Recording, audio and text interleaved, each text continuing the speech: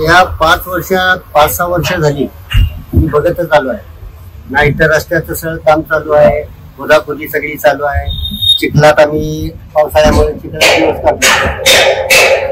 परत पाईपलाईन खोदायची चालू आहे.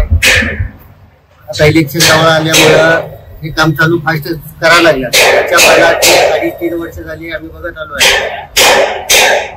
दुसरी गोष्ट म्हणजे गटारी अर्धवट काम झालेलं आहे. सगळीकडे गटारी व्हायला नाही, अर्धवट काम झालेलं आहे. अशा भरपूर समस्या आहेत काय. आणि ह्या वेळेला आम्हाला हे बदल घडवायचा आहे. म्हणजे गेले अनेक वर्ष तुम्ही हेच सण करताय? हेच सण करतो.